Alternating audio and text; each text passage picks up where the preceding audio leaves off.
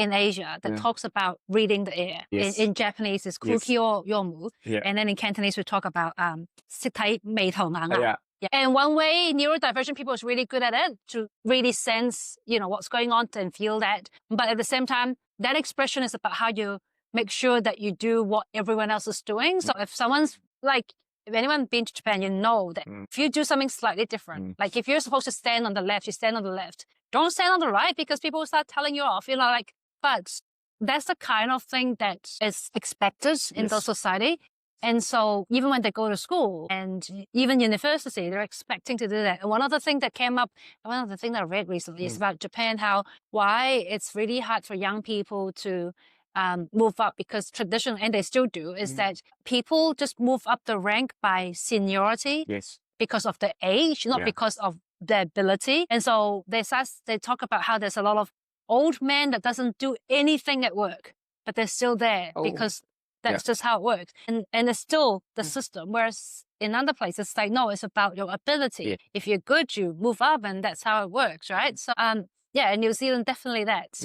It's not about, and you need to conform the system. It's you working throughout how that system. But it also means obviously very competitive in one way because you need to be, But I don't know, sometimes I feel like it also means that just because of that, it doesn't mean that you have to be get a certain occupation to be good. In Asia, we had this whole thing about you have to be, lawyer, accountant, doctor, to be successful, right?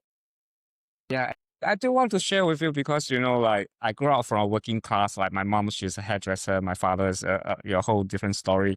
And so my mom ran this hair salon and had all these people coming in and out. And they are also working class. So they always swear, loud, happy people and just, amazing. So after I came to New Zealand, one of the things I need to learn is to pretend like I'm middle class. Right. I don't know how to be a middle class because I like to say appropriate thing. That's also part of it. Well, why do you feel like you have to be? Because working in the environment previously, you have to hold yourself in a certain way, make yourself, so even when you speak, you have to be soft, how to articulate your thoughts. Kiwi swears a lot. Some of the places that I work with, but to me, I would like to say this is totally bullshit. Yeah, but Kiwi swears a lot where you work. Okay. Probably in that kind of setting. Right. Like that there's certain degree of expectation of professionalism. Right. Yeah, and so and I have to learn how to do that. Yeah. Not just be Ivan all the time. Yeah. Because if you go and see when I do kickboxing, I'm totally different person. Yeah. I'm loud, I'm rude, I say stupid things, filthy joke. But if you see me at work, let's say I'm two different human beings. Yeah. Yeah. I mean, Kiwis probably from this whole British thing as well that, swear quite a bit. I do that at work from time, not to an outside person, but, the F word is flung around like it's just part of a vocabulary. In Hong Kong, we use a swear word in every sentence. So it's almost impossible to speak properly with that one. Don't use that when you're out, if you're just visiting. But, it's fairly common. And I think the difference is the respect, right? Whether you say it with respect or it's the intent, I guess. You can be the nicest person. You can speak nicely, but you actually meant really bad. So it's about the intent. I don't often think, just because someone's swearing. One of my past roles is I work very closely with a gang group, actually, the head of a gang community. And I get along with them really, really, really well. And not that I endorse anything that they do, because there's a lot of things they shouldn't be doing, but they are just people that needed respect. And it's that intent, right? So once they know why you're there, what you're doing, and they can work with you, and the fact that they may be swearing, that they might be sort of more they do have that whole gender balance. Man is definitely more important than woman kind of thing. Most of the time, they're quite respectful, and it's that again. I go back to the intent. So this is how they grow up, and this is how they learn how things are. And they may swear, but they are actually really nice people. But then I've met other people who are who sounded really gentle, really lovely, but they are really bad, negative people. And you know, they don't even stab you in the back. They don't even bother stabbing you in the back. They stab you in the front. But doesn't mean that they don't, you know, they don't swear and all that. But, you know, they're just... I like what you say. We often mistaken being polite as being nice. Yes. It's different. Being nice, like my mom, you know, she swear like every sentence she like she's almost 80, and my father one time say, like, you have all these grandchildren in front of you. Every sentence you manage to put a swear word, and we all laugh. We just thought it's funny. But she's the nicest person in the world. My mom, she would just, you know, like just do anything for people and us. But some people might having all this mannerism, but then the motive and the gender high behind it. Yeah. So, I mean, I often don't think it's the language itself. It's about, you know, the intent behind it and how you use that language. And yeah, I mean, like I grew up with my mom always tell us that she wants to be the one who teaches all the swear words, because then we know what it is and know all the bad things and know what to do about it. And again, it doesn't, I mean, even if we throw them around, it doesn't actually mean anything bad. Obviously, I don't use them when I'm talking to other external people, but, you know, people who are close. I was having with my hairdresser, something is about, you know, like how sometimes we sort of just jump into, I guess, not understanding other people and just take, you know, like I don't know when we start losing that ability to do that. So we used to have the thing where we just listen and try to understand, and this whole thing about put yourself in someone's shoes. I don't know when we stop doing that. We don't listen to other people anymore. And we just assume that because that person is different to us, for whatever reason, that they're not good. So funny, because that's how I felt as well. People, like, compared to even 20 years ago, like now people just not so good. Yeah, I mean, partly maybe it's the social media, and I've, you know, part of my work has been talking about loneliness and supporting community on connecting. And part of it may be to do with social media, is that people, you know, can just say whatever they want online. But also people can say whatever they want online, to a point where you see something and then you start creating a whole lot of stories and videos and things about that. And it's like, we never really listen to the other person anymore, right? And so one of the things that came up a lot during my research about loneliness is about young men who feel loneliest. The trend globally is that young people feel most lonely compared to older people. Men, particularly, or boys, particularly, feel more lonely than girls. And one of the things that you can see, and maybe part of the social media, is that we tend to jump on them a lot quicker and to say they're wrong. And we don't listen. We just say you're wrong. And we start telling them that they're wrong and why they're wrong. But we never listen from their perspective. So recently I just been watching an Australian story about the Tate's brother and how they've been influencing even the Australian boys. And the journalist that was doing the research was saying, you know, when they were doing it, it was very clear to him is that these boys were asking for someone to listen to them. And I know one of your guests talked about just sitting there and be there for people. And sometimes it's not about fixing anything, but just being there. We don't do that anymore. I don't know. Like, I think people just want to get things done now. Like, let's just get out. But it's like, we don't sit and listen and to understand why they think that way anymore. We just go, you're wrong. This is not okay. And agree. I don't even know when do we feel like we have to fix everything. Yeah. Why we not just listen? But also the thing is, like, if someone had a different view, why would they think that way, right? And we don't do that anymore. Like, we don't work out why someone just become who they are. So you see all the things about the Tate brothers being able to influence was exactly that, was that these young men felt like someone's connecting to them because the brothers were speaking their language. They could, you know, they feel like suddenly someone's understanding them. And so they're drawn to that lifestyle, which is not okay. But also no one trying to work out why in the first place that they are drawn to that. I agree. And we are in the stage where I feel like everyone can just be critical of everybody online, particularly. Like, it doesn't matter if you've done right. Like, I was following this, again, on the social media. This one... Thank God I'm not famous. Not famous. So no one will... I'm following this other person that was on social media, and she does this really interesting account. She has a really interesting account where she took a photo. She pick out all the comments underneath all the actresses, right? So you could have, say, Britney Spears on the photo, and then you read all the comments on there, and then so.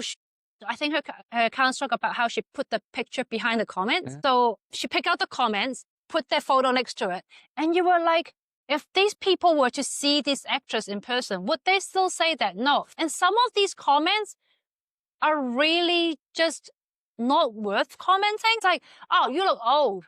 Her hair is a mess. And like, why do people feel like there's an urge to leave a comment about something like that, which is really... And forget the human being as well. That's what I don't understand. But I don't even see what's the point of like... Even leaving a comment. You look ugly.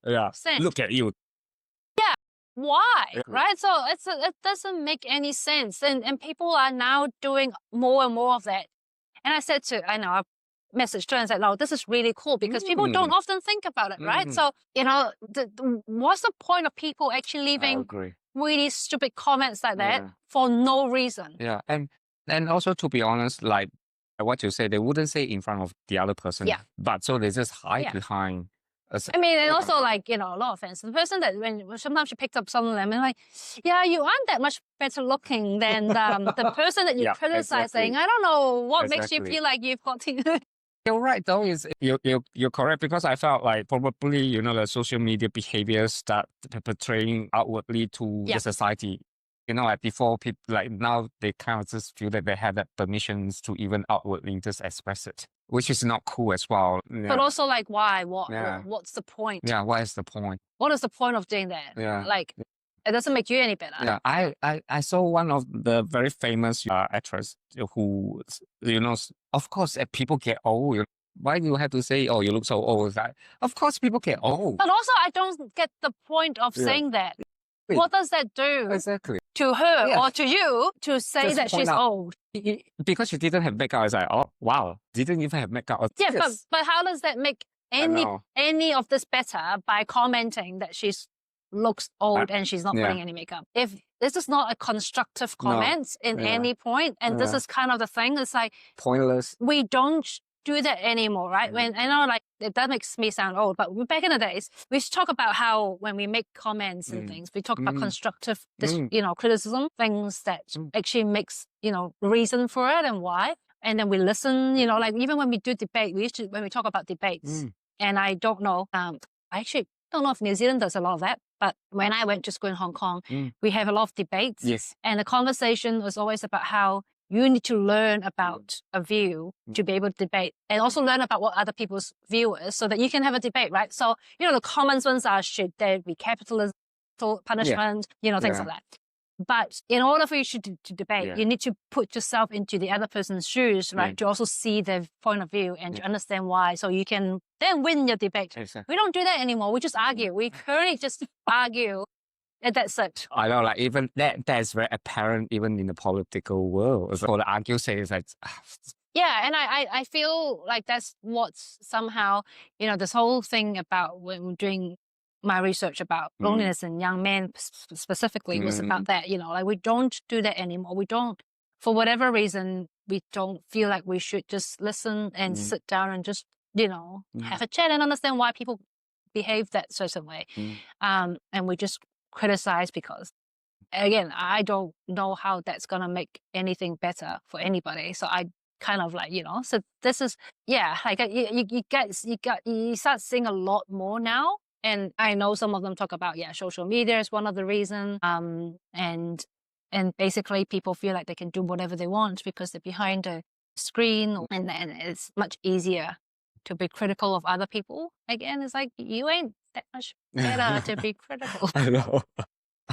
I don't know what you criticize. Yeah, and like what you say is like, what's the point? What is the point here? What are you trying to? I don't know. Like everybody get old, and you put doesn't like why? Yeah. Yeah.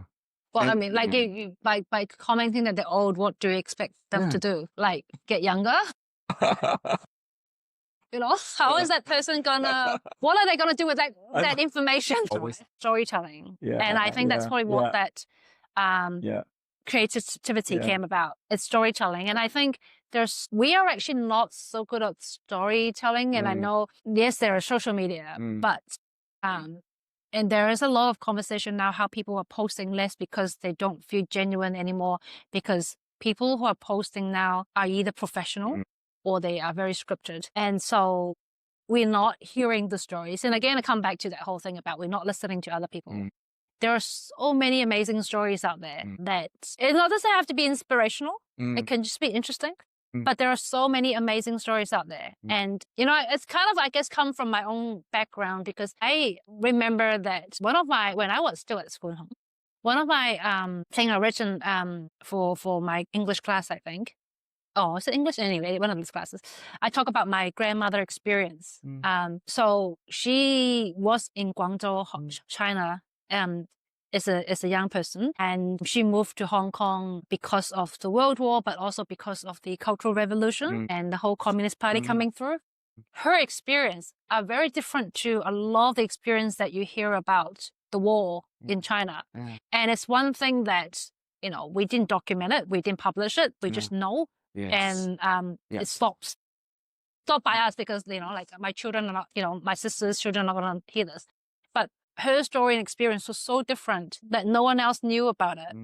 And how, that tells a different story about the war. And it would have been a great documentary, or could be a great way to document that story and experience. Absolutely. And these are things that kind of help build who we are. I'm so with you, because I still don't know why our grandparents from my father's side or mother's side left China. I know the reason behind, but I didn't know then what's their history. Nothing, completely nothing.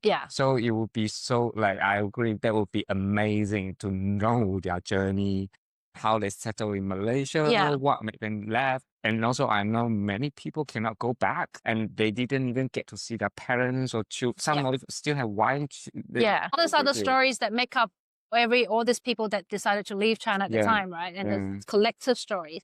But her collective stories will be different to some of these other stories we hear. And I think that's kind of inspired me to be a bit of a storyteller, or not really me being the storyteller, but inspiring myself to encourage other people to tell their stories so that could be shared. And one last question, even the earlier time you started with your creative side, which is the Japanese. Yes, my Japanese Lolita fashion. So yes, that was too long ago, but the exhibition that we did at the museum about Japanese Gothic Lolita. And it's interesting to see how it has taken off and it's still going. It's obviously the fashion itself isn't as popular now, but I was at a zine fest recently and I saw this girl with her zine that talks about Japanese fashion. It was really cute, so I got that. But I'm still supporting the sort of the Asian pop culture scene. So I support the Overload Expo, for example, which Zhong is amazing. And he's stuck with his original intent, which is to support artists. So unlike your other anime, manga, pop culture expo, his focus has always been about supporting local creatives. Wow. And providing them an opportunity and platform to share that creative side. And that's how I actually get to meet a couple of those artists. And I did an interview with one. And not just about, illustration or art, but also being a cosplayer, right? I don't know how much you know about cosplayers, but it could take years to create a costume from scratch.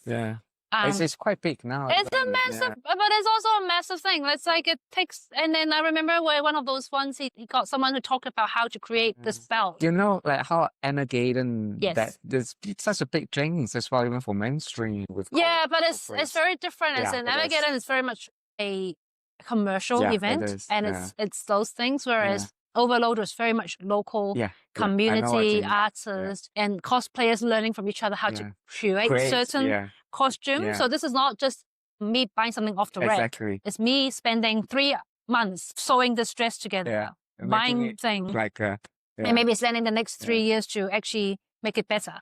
It's not something that, and creating a community where they can connect. And so I still support the work that he does and how, we can make sure that young people comes together. And that's what I want people to realize, that there's a side of you that people probably haven't even see it. But I'm so great that we touch on that, the creativity.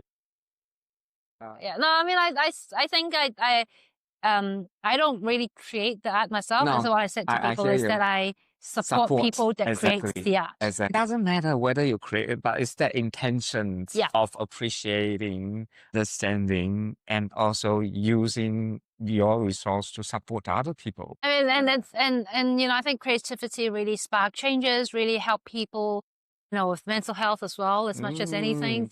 And help people connect. Because they are doing the creative side, they might not having the time and resources to have people like you to help them to put things together so that they can show. Yeah, but sometimes it's not. Again, also some of the artists is not really just wanting to be like a spec artist and start, you know, doing.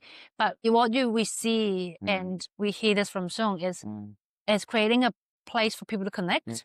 And so you're getting all these artists and other people who are interested in creating something together and fostering that environment. And that's kind of what people are wanting now is that connection with others physically in person, finding someone that they can understand them, you know, whether it's through art or other means. And Overload is one of those many things that helps these creators to come together and connect. And people don't have enough time to talk about it because as a matter of fact, you also have years of experience, you know, like doing organizations of events, bring people together. I mean, I'm getting too old for that now, so I can't do it. So I know. I can't walk for 12 hours. But what I mean is, you know, like people just probably see like, oh, you do all this, but you also have years of practices. Yeah, and I think the good thing about the work that I do now is that because I have this experience, operational practical experience, that I'm able to pass it on and actually help empower them to do whatever they want. You were like helping to organize one of the biggest Chinese events. Yeah. I mean, it's more than that, but it's this one you have all that experience. I mean, you know, a lot of my work now is about community empowerment. And it's about empowering people to be able to do what they want, not doing it for them. And what I see is that my knowledge and my experience helps support them and share that with them so that they can adapt it for whatever that they want it for. You know, my philosophy about what I do is that, you know, it's about working to a point where the community doesn't need you anymore, right? That is, they are independent, they're empowered enough to know exactly what to do. And they no longer need you. And if they still need you in 5 years' time to the same extent, then you haven't done your job properly. So that's kind of the thing that what we're really supporting in terms of empowerment is that. I think we need to celebrate ourselves more and be, you know, to recognize all the stuff that we've done and not just go, oh, let's not talk about that. It's important that we celebrate all the good things. And it's that whole thing of, you know, the more good things you see, you feel like you're luckier. So some people are like, oh, why are you always luckier than others? Like, always lucky. It's like because they only pick out the luckier thing.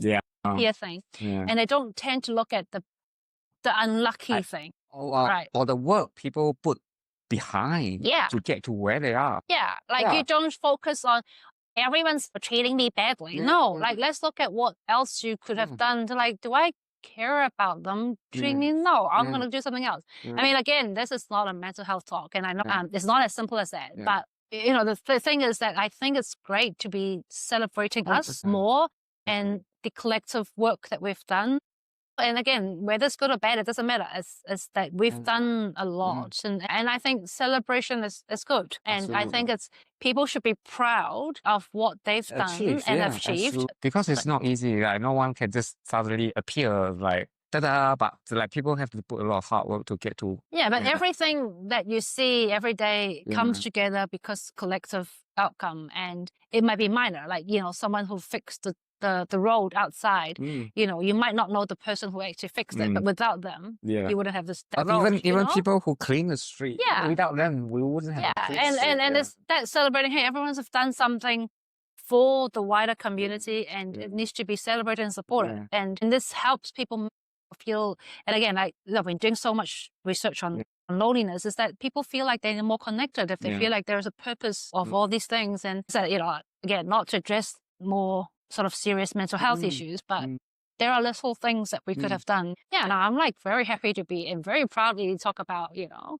I think I was proud of it, and I'm very proud of it. And I don't care if people go, "Oh, she's so snobbish." It's like, oh, that's good. Who cares? Because you've done a lot. Well, but it's also like, who cares? Yeah, and if it's then going back to like that whole thing of, if you think, like, you can make that comment, but how is that making anything better, right? You can say, oh, yeah, she's doing that. It's like, yeah, so yeah, you're like, oh, and like, what does that do? It's like, I don't care. I'm happy. I mean, to be honest, even the people that I managed to invite to this, like talking to different people, is because I also put a lot of hard work build those relationships. Exactly. Like, otherwise, like if I just invite you, like, who are you? I mean, need like, to trust you, yeah. Yeah, you're putting all these videos together, you're editing, and if you don't know how much work needs to go behind editing, this is a lot of hard work, right? And needs to be supported and celebrated. And so you've done all this work, and yeah, you've got those connections. That's why people come and wanted to speak to you, right? It doesn't just come out from nowhere, I know. right? People just go, oh yeah, no, I'll go and talk to him. Like, who's Ivan?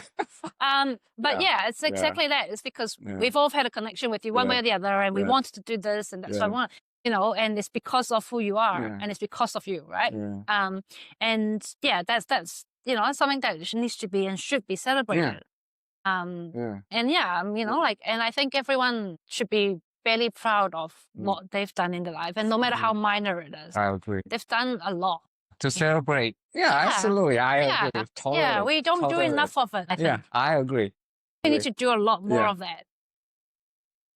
Allow people to shine, and when they, like when they have the opportunity to shine, we all have, isn't it? Yeah, but again, it's like what I mean, we don't need to put a party together, but it's okay to go, oh, I've done something really good. I'll go and buy myself a piece of cake or something. Like just little things. It's not necessarily putting people into a pedestal. It's just saying, like, yay, I really do something great for, absolutely. Yeah. Like, oh yeah, if you've done something great for the day, and as I said, you buy yourself a bit of dessert or whatever, like, it's good to celebrate. Even if you, like what you say, you're being part of something, part of the community, celebrate it. Yeah. Like, otherwise, I hear you, it's not just one person, but it's like, I really play a big part of making it happen. Yeah. Absolutely. I mean, that's exactly the thing that I do with the community groups that I support.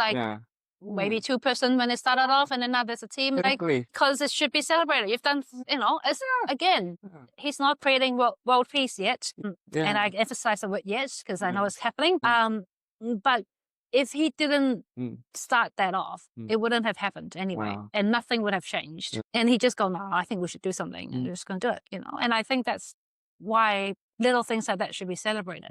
And a lot of groups that we now work with, started off that way. One person wanted to do something, they made a difference, and they.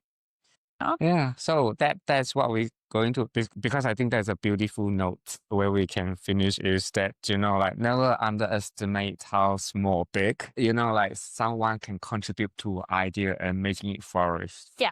And also never underestimate about one person can really make a difference. Yeah, absolutely. High five. High five.